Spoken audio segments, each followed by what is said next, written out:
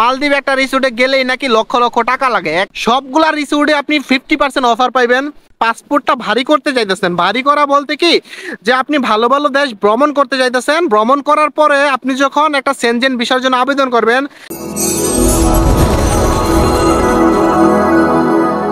আজকের এই ভিডিওটা হচ্ছে আপনার যারা ট্রাভেল প্রেমী মানুষ, বাংলাদেশ থেকে ঘুরতে চাইতেছেন বিভিন্ন দেশে, ইউরোপ যাওয়ার জন্য আপনাদের পাসপোর্টের পরিমাণ ভারী করতে চাইতেছেন, অথবা আপনার হাই সিজনে মালদ্বীপ আপনার আসার স্বপ্ন কিন্তু মালদ্বীপ আসতে পারতেছেন না।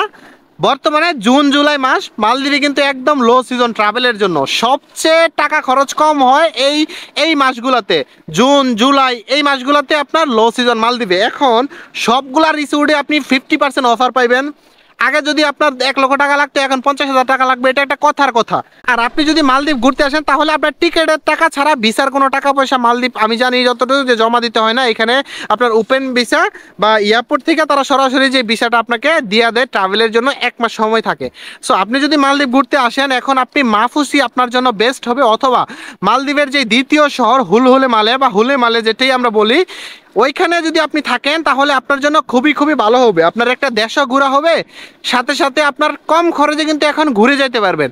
এটা কোনো ভিসার আপডেট ভিডিও না, তার জন্য আমি জানি না কতটুক মানুষ দেখবেন আপনারা এই ভিডিওটা। যদি ভিডিওটা ভালো লাগে তাহলে অবশ্যই আমার ভিডিওটা শেয়ার করে দিবেন। মালদ্বীপ যারা যারা আসতে চায় তাদেরকে আপনারা জানাই দিতে পারেন বর্তমানে মালদ্বীপের লো সিজন, এই সিজনে ঘুরতে আসলে আমি মনে করি অনেক অনেক বেটার হবে আপনার।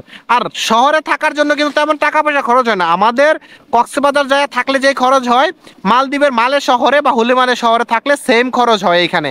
আপনারা যারা মনে করতেছেন অনেক টাকা খরচ হয়, মালদ্বীপ মানে এক্সপেন্সিভ অ্যান্ড ব্যয়বহুল, তাদের জন্য এই কথাটা বলতেছি আজকে। আমরা যারা ছোটোখাটো ইউজার আছি, ব্লগার আছি, অথবা ট্রাভেল প্রেমী মানুষ, বাংলাদেশের অনেক মানুষ কিন্তু ঘুরতে পছন্দ করে। আর মালদ্বীপ হচ্ছে সবার স্বপ্নের একটা ড্রিম প্লেস, ঠিক আছে? এই প্লেসে কিন্তু সবাই আসতে পারে না। যদি আপনার ঘুরতে ইচ্ছে করে, আপনার আসতে ইচ্ছে করে, আপনি হাই সিজনে না এসে, বর্তমানে লো সিজন চলতেছে এখন, সব রিসোর্টেই কিন্তু আপনার এখন প্রায় 50% ডিসকাউন্ট, ঠিক আছে? কারণ গেস্ট নাই আমাদের রিসোর্টে, বর্তমানে 30% গেস্ট, আমাদের রিসোর্টেও কিন্তু গেস্ট নাই, ঠিক আছে? সবগুলা রিসোর্টে এখন গেস্টের অবস্থা খারাপ, খুবই খুবই কম। সো আর প্রত্যেকটা রিসোর্টেই আপনার থাকে, একটা এক্সক্লুসিভ প্যাকেজ থাকে, অনেক প্যাকেজ। তো এই কথাগুলো এই জন্যই শেয়ার করতেছি, কারণ মালদ্বীপ কিন্তু অনেক মানুষ আসতে চান কিন্তু আসতে পারেন না হাই সিজনে। কারণ আপনারা জানেন মালদ্বীপ একটা রিসোর্টে গেলেই নাকি লক্ষ লক্ষ টাকা লাগে, এক রাতে লক্ষ লক্ষ টাকা লাগে। হ্যাঁ, এটা সত্য কথা। সিজনের সময় আপনি মালদ্বীপ একবারে আসতে পারবেন না। যদি আমার মতো এরকম একটা মিডল ক্লাস ফ্যামিলি থেকে বিলং করেন, যে আপনার ঘোরার অনেক শখ, মালদ্বীপ ঘুরতে চাইতেছেন, আমরা তো ভাই কাজের উদ্দেশ্যে মালদ্বীপ আসছিলাম, এখন ফ্রিতে ঘুরতে পারতেছি। কিন্তু যারা শুধুমাত্র ঘুরতে চাইতেছেন তাদের জন্য কিন্তু মালদ্বীপ আসা অনেক অনেক ডিফিকাল্ট হবে অন্যান্য সিজনের সময়। এখন লো সিজন, এই জন্য আমি বলতেছি যদি সম্ভব হয়, আর যাদের ইউরোপ যাওয়ার ইচ্ছে আছে তাহলে আপনারা ভারত, তারপরে আপনার ইন্দোনেশিয়া, নেপাল, ফিলিপিন্স, মালদ্বীপ। আরেকটা সুবিধা, মালদ্বীপ আসলে কি হবে, মালদ্বীপ থেকে আপনি মালদ্বীপের পাশের দেশ শ্রীলঙ্কাতে কিন্তু ভ্রমণ করে যেতে পারবেন। মালদ্বীপ থেকে 100 থেকে $150 বা $200 মনে হয় লাগে টিকিট এখন, বাংলাদেশি টাকা 20,000 টাকা। 20,000 টাকা দিয়ে আপনি শ্রীলঙ্কার টিকিট পাবেন আপ অ্যান্ড ডাউন। আর যদি আপনি 1 টাকাটা যান তাহলে শ্রীলঙ্কা যাবেন, শ্রীলঙ্কা থেকে আবার বাংলাদেশে চলে যাবেন। এরকম ভাবে টিকিট আছে, ঠিক আছে? টিকিটের দাম কম। তো মালদ্বীপে আসলে এই সুবিধাটা হবে, মালদ্বীপ থেকে আসার পরে শ্রীলঙ্কাও ঘুরে যেতে পারবে। শ্রীলঙ্কা অনেক সুন্দর সুন্দর দেশ, শ্রীলঙ্কা অনেক সুন্দর সুন্দর জায়গা আছে, অনেক সুন্দর একটা দেশ, ঠিক আছে? আর আমাদের আদম নবী কিন্তু ওই শ্রীলঙ্কাতেই সর্বপ্রথম আপনার ওই যে আপনার জান্নাত থেকে আল্লাহ তাআলা আমাদের আদম নবীকে দেশে যখন পাঠাইছিল, পৃথিবীতে পাঠাইছিল, তখনও কিন্তু শ্রীলঙ্কাতে এসেই নামছিল। ওই প্লেসটা আপনারা দেখে যেতে পারবেন।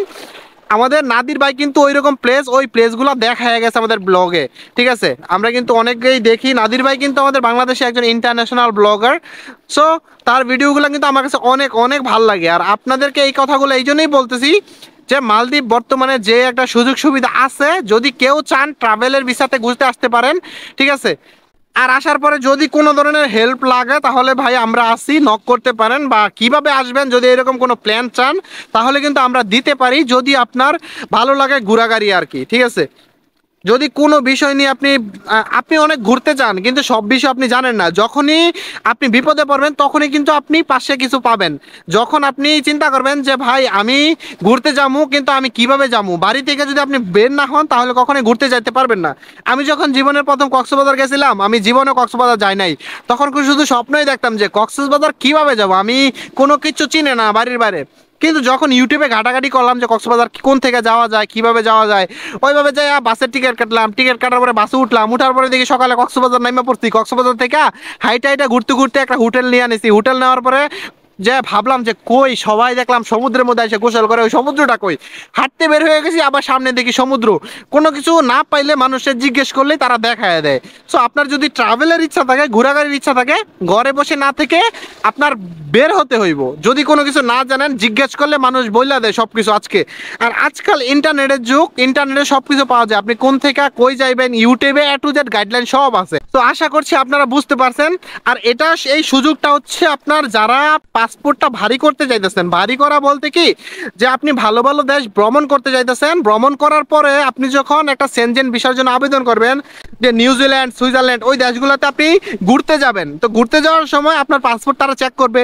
পাসপোর্টে যখন দেখবে যে আপনি 10টা 15টা দেশ অলরেডি ঘুরা ফেলছেন, ঘুরার পরে আপনি এখন সুইজারল্যান্ডের জন্য আবেদন করতেছেন, তখন কিন্তু তারা বুঝবে না আপনি অ্যাকচুয়ালি আসলে একটা ভ্রমণপ্রিয় মানুষ, আপনি ওই দেশে ঘুরতেই যাইতেছেন, আপনি পলাতে যাইতেছেন না বা পালিয়ে যাওয়ার জন্য যাইতেছেন না। যেহেতু আপনার ব্যাকগ্রাউন্ড, আপনি বিভিন্ন দেশ ঘুরছেন, 10টা 15টা দেশ যদি আপনি ঘুরতে পারেন, আপনার পাসপোর্টে স্ট্যাম্প থাকে, তাহলে কিন্তু আপনি অবশ্যই অবশ্যই ওই দেশগুলোতে আপনি ভ্রমণ করতে পারেন।